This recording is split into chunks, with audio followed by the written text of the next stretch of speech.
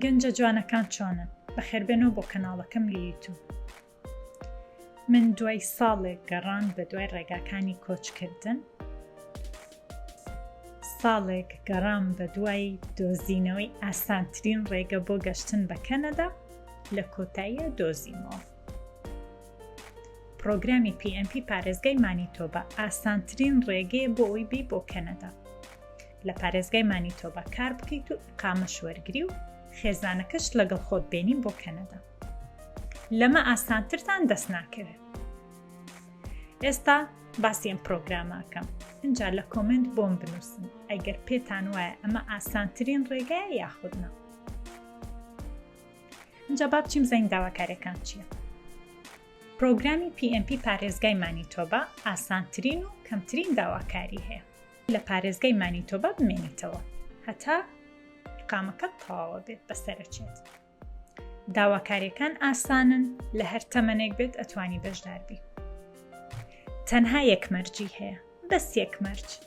لەم پرۆگرامە بۆ ئەوی پرۆفایل بکەیتەوە ئەبێ کەسێک بناسی لە پارێزگای مانیتۆبا، هاوڕێ بێ، خزم بێ، ناسیارێکی دوور بێ، ئەندامانی خێزان بێ، هەر کەسێک بێت. تەنها بۆ ئەوەی بیسەلمێنی کە تۆ لە پارێزگای مانیتۆبا کەسێک ئەناسیت و لەو پارێزگایە ئەمێنیتەوە. تەنها بۆ ئەوەیە. باشە من کەس ناناسم لە پارێزگای مانیتۆبا چی بکەم؟ هەموو داواکاریەکانی ترم هەیە، تەنها ئەم داواکاریم پێ جێبەجێ ناکرێت. چی بکەم؟ لەم حاڵەتە پەیوەندیەکی بە هاوڕێیەکت لە کەنەدا بێت. لەم حاڵەتە پەیوەندیەکی بە کەسێک لە هەر پارێزگایەکی کەنەدا بێت.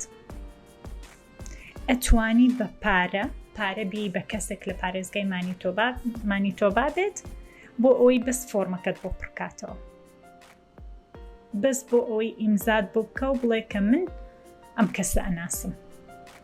اینجا باشترین شت ئەوەیە کە تۆ پەیوەندی بە هاوڕێیەکت بکەی لە کەنەدا، خزمێکت لە کەنەدا، بۆ ئەوەی ئەو ئیشەت بۆ بکات، کەسێکت بۆ بدۆزێتەوە لە پارێزگای مانیتۆبا. تەنها بۆ ئەوەیە کە فۆڕمەکەت بۆ پڕکاتەوە. دوای ئەوە هیچ پەیوەندیەکت بۆ کەسە نامێنێ. بۆ دڵنیاشم ئەو شتە ئاسان جێبەجێ ئەکرێت. ڕاستە قورسە، بەڵام ئەبێ بپرسی، ئەبێ بە دواداچوونی بۆ بکەیت. تەنها ئەم داواکاریەیە کە تۆزێ قورسە، زۆریش قورس نییە، بەڵام تەنها ئەم داواکاریە هەیە کە تۆزێ بە ئیشی لەسەر بکەی. ئەوانەی تر داواکاریەکانی تر ئێستا باسیەکەین هەمووی زۆر ئاسانە. اینجا بتان بینم هەمووتان هەوڵبن پرۆگرامی PMP پارێزگای مانیتۆبا. شتێکی تریشی هەیە، پێویستی بە ئۆفەری کار نییە، پێویست ناکە بە دوای کارە بگەڕیت. هەتا ییتە کەنەدا تا چتە پارێزگای مانیتۆبا، اینجا لەوێ بۆ خۆت کارێکە دۆزیتەوە. بەڵام خاڵێکی زۆر گرنگ هەیە ئەبێ ئاماژەی پێ بکەم. پارێزگای مانیتۆبا زۆر ساردە لە زستان، تەنها لە زستان. یەکێکە لە شوێنە زۆر ساردەکانی کەنەدا. خەمی سەرماکە مەخۆن. لەبەرەوەی تۆ بە ئیقامەوەیەی بۆ کەنەدا. توانی ئەندامانی خێزانەکەت لەگەڵ خۆت بێنی. هیچ داواکاریەکی زۆر قورسی تێنیە کە نەتوانی. هەر کاتە ئیقامەکەت تەواو بوو لەوێ ئەتوانی بە خۆت بڕۆیتە پارێزگایەکی تر. لە ڤیدیۆکانی داهاتوو باسی ژیانکردن لە پارێزگای مانیتۆبا کەم بۆتان بۆ ئەوی ئاسان بێلاتان. کرێی خانوو، کرێی هاتوچۆ، خوێندن لە پارێزگای مانیتۆبا، ئەوە لە ڤیدیۆکانی داهاتوو باسیەکەین. با بزانین پرۆگرامی PMP پارێزگای مانیتۆبا لە چەند بەش پێکهاتووە. 3 جۆری هەیە: Skilled Worker Stream، International Education Stream لەگەڵ Business Investor Stream. لەم حاڵەتە تۆ تەنها پێویستیت بە Skilled Worker Stream هەیە، ئەمە شمولی ئێمە ئەکات. لەم پرۆگرامە دەبێ 60 خاڵ کۆ بکەیتەوە لە کۆی 100 خاڵ. باش، با بزانین ئەم 60 خاڵە چۆن کۆکەمەوە: تەمەن، ئەزموونی کار، ئاستی خوێندن، تاقیکردنەوەی زمانی ئینگلیزی لەگەڵ ناسینی کەسێک لە پارێزگای مانیتۆبا. با بزانین خاڵەکان چۆن دابەشکراون. بۆ تەمەن زۆرترین خاڵ کۆ بکەیتەوە 10 خاڵە. ئەگەر تەمەنت لە نێوان 21 تا 45 ئەوە 10 خاڵی خۆت کۆ کردوتەوە. ئەمە 10 خاڵ دانێ. ئەزموونی کار زۆرترین خاڵ کۆ بکەیتەوە لە ئەزموونی کار خۆی 15 خاڵە. ئەگەر 3 ساڵ ئەزمموی کارت هەبێت 12 خاڵت کۆ کردوتەوە 2 ساڵ ئەزمموی کارت هەبێت 10 خاڵت کۆ کردوتەوە وە زیاتر لە 4 ساڵ 15 خاڵی خۆت کۆ کردوتەوە. ئاستی خوێندن ماستەرت هەبێیان PhD 25 خاڵی خۆت کۆ کردوتەوە لە کۆی 25 خاڵ. 2 بڕوانامەت هەبێت 23 خاڵ کۆکەیتەوە. بەکەلۆریۆست هەبێت 20 خاڵ کۆکەیتەوە. دیپلۆمات هەبێت 14 خاڵی خۆت کۆکەیتەوە. کەمترین نمرە لەم تاقیکردنەوەی 4 کە 12 خاڵ بەدەستێنی. با بزانین ئەگەر 4 بێنی لەم تاقیکردنەوەی ئەکا ئەبێت چەند بێنی لە تاقیکردنەوەی ئایلتس؟ هەر 4. لێرە 4 بێنی ئەبێت لە ئایلتس لە ریدینگ 3.5 بێنی، لە ڕایتینگ 4 بێنی، لە لیسنینگ 4.5 بێنی و لە سپیکینگ 4 بێنی. تکایە پێم مەڵێن من 4م پێنایەت لە ئایلتس. هەر بڕۆیتە تاقیکردنەوەکە ناخۆت بنووسی و دوستێشت بنووسی 4 تێنێ لە ئایلتس. بیریشت نەچێ جەنەرال ترینینگ نەک ئەکادمیک. ناسینی کەسێک لە پارێزگای مانیتۆبا. ئەمە تەنها خەڵکۆکردنەوە نییە بەڵکو مەرجی سەرەکیە. ئەگەر کەسێک بناسی لە مانیتۆبا 10 خاڵی خۆت وەرەگری. خزمێکی نزیک هەبێ لە مانیتۆبا 20 خاڵی خۆت وەرەگری. هاوڕێن ئێستا زانیمان چۆن خاڵەکانی خۆمان کۆکەینەوە و بیگەینین بە 60 خاڵ. ئەم جارە با بچین بزانین چۆن بە هەنگاوی یەکەم دەست پێ بکەین. لە گۆگڵ ئەنووسم مانیتۆبا PMP مانیتۆبا Immigration Pathways.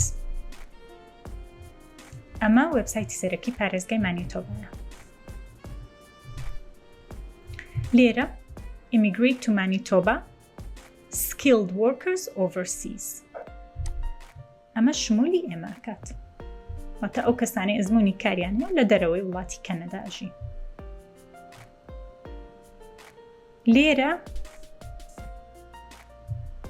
سەرەتا ئەکاونتێ بۆ خۆت دروست دەکەی. Create your expression of interest. بەکردنەوەی ئەم ئەکاونتە تۆ بە پارێزگای مانیتۆبا ئەڵێ من ئەمێ بێم لە پارێزگای مانیتۆبا بژیم. ئەوە ئەکاونتم کردوتەوە. ئەوە زانیاریەکانمە.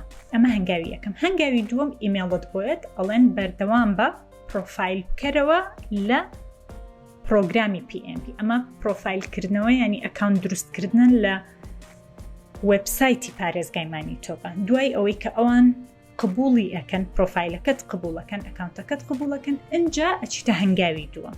هەنگاوی دووەم دەست پێ ناکەی تا ئەوان پێت مەڵێت. وەکردنەوەی ئەکاونت بە خۆڕاییە. New user لێرە زانیاریەکانی خۆت ئەنووسی.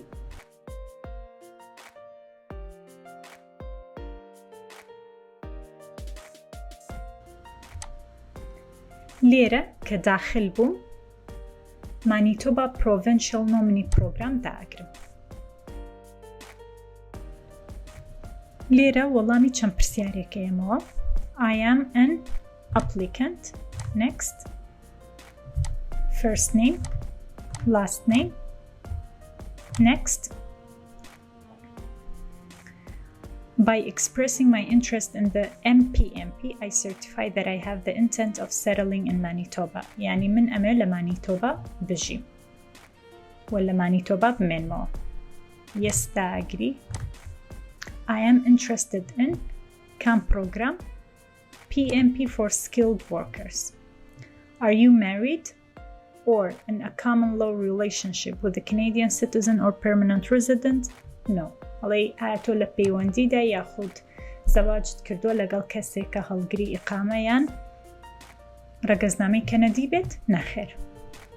هەڵە ئایا خۆت یا هاوسەرەکەت هیچ ئەپلیکیشنێکتان هەیە بۆ کۆچکردن بۆ کەنەدا پێشتر تەقدیمی هیچ شتێکتان کردووە هەتا ئێستا وەڵامتان وەرنەگرت بێت؟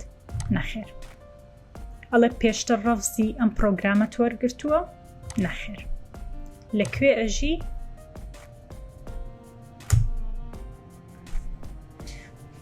What's your current occupation? کۆدی ئیشەکەت بنووسە. ڤیدیۆیەکم داناوە لینکەکەشی لەژێر ئەم ڤیدیۆدا ئەنێم چۆنیەتی دۆزینەوەی کۆد و گروپی پیشەکەت. من لێرە بۆ نمونە 2132 داناوە کە میکانیکال ئەنجینێرز کۆدی ئەندازیارانی میکانیکە.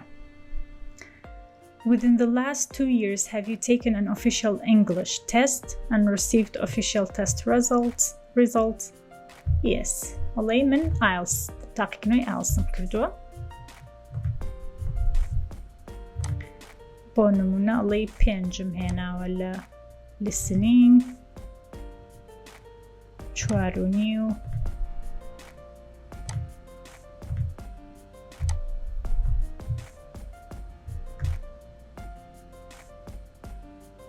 ئەڵێ هەر کاتێک ئۆکەی داگرت و ئەم زانیاریانت هەمووی نارد ناتوانی هیچ گۆڕانکاریەک بکەیت. ئۆکەی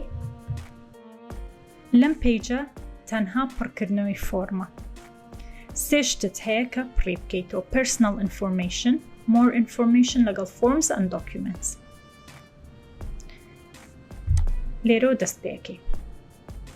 لەم پیجە هەموو زانیاریەکانی خۆت داخلەکەیت و سیف داگری.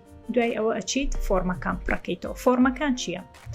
داوای پاسپۆرتەکەت، داوای تاقیکردنەوەی زمانی ئینگلیزی IELTS، داوای پشتگیری کارەکەت، داوای بڕوانامەکەتەکەت کە ئەپلۆدیەکەی. هەمووی دۆکیومنتە ئەبێت تۆ سکانت کردبێ و ئامادەت کردبێ. هەر کاتێک کە سەبمتت کرد هەموو زانیاریەکانت داخل کرد و هەموو فۆرمەکانت سەبمت کرد، چاوەڕێیەکی وەڵامت بێنەوە. هەر کاتێک هەنگاوی یەکەم تەواو کرد، پرۆفایلت کردەوە و زانیاریە سەرەتاییەکانت داخل کرد و فۆرمەکانت ئەپلۆد کرد، چاوەڕێیەکی وەڵامت بنەوە. هەر کاتێک کە وەڵامت وەرگرت کە تۆ بەردەوامی بۆ هەنگاوی داهاتوو. هەنگاوی داهاتوو چییە؟ ئەم جارە ئەکاونت ئەکەیتەوە لە پرۆگرامی PMP. هەنگاوی یەکەم تۆ ئەکاونتت کردەوە لە وێبسایتی پارێزگای مانیتۆبا کە پرۆفایلەکەی توان بەدڵ بوو. ئینجا ئەچتە هەنگاوی دووەم ئەکاونت ئەکەیتەوە لە PMP پارێزگای مانیتۆبا. ئەمە هەنگاوی دووەمە. هەتا ئەوان پێت نەڵێن تۆ هەنگاوی دووەم دەست پێ ناکەی. لێرە ئەمەش زیاتر هەمووی پڕکردنەوەی فۆرمە. هاوڕێیان شتێکی تریش هەیە بۆ ئەوی بزانی کە چەند پێویستیت بە پارەیە بۆ ئەم پرۆگرامە. Settlement Fund. So all applicants should have $10,000 Canadian plus $2,000 for each spouse. ئەڵێ چی؟ دەفتەرێک دەوێت. دەفتەرێک دۆلاری کەنەدی. هەر ئەندامانی خێزانێکت لەگەڵ بێت 2,000 زیاتری ئەوێت. و یەک شت هەیە بیرم چوو باسیکەم لە هەنگاوی دووەم. هەنگاوی یەکەم کردنەوەی ئەکاونت بە خۆڕاییە، هیچ پارەیەک نایی. هەنگاوی دووەم کە تۆیان هەڵبژارد بۆ ئەوی بەردەوام بیت، ئەو کاتە $500 کەنەدی ئەیت کە ئەپلیکیشنی PMP-یەکەت پڕ کردەوە. ئەو پارێت بۆ ناگەڕێتەوە. هەنگاوی یەکەمت جێبەجێ کرد، هەنگاوی دووەم ناوت هاتەوە، بووی بە کاندیدی پارێزگای مانیتۆبا و فۆرمەکانت پڕ کردەوە. ئەو کەسەی کە ڕێککەوتووی لەگەڵی لە پارێزگای مانیتۆبا یەکێک لە فۆرمەکان پڕکاتەوە ئیمزای ئەکا کە تۆ ئەناستێت، چکەوە کووتمەوە داواکاری سەرەکیە. هەموو شتێک تەواو بێت. هەنگاوی سێیەم پڕکردنەوەی فۆڕمی ئیقامەیە. ئیقامەیەکی 2 ساڵیت ئەیاتێ بێ لە مانیتۆبا بشیت. ئەنجا بتانبین و دەست پێ بکەن. پرسیاریشتان هەبوو لە کۆمنت بۆم بنووسن، ڤیدیۆکەشم لەگەڵ هاوڕەکانت شێر بکە، بە خەڵکی تریش ببینێ، خەڵکی تریش سوودی لێ ببینێ. بیرت نەچێ سەبسکرایبی کەناڵەکەم بکەیت، چکە لە ڤیدیۆکانی داهاتوو باسی مەسروفاتی ژیان ئەکەین لە پارێزگای مانیتۆبا. هەتا ڤیدیۆیەکی تر و بابەتێکی تر لەسەر کەنەدا هاوڕێیان منە بێ بڕۆم، خواتان لەگەڵ.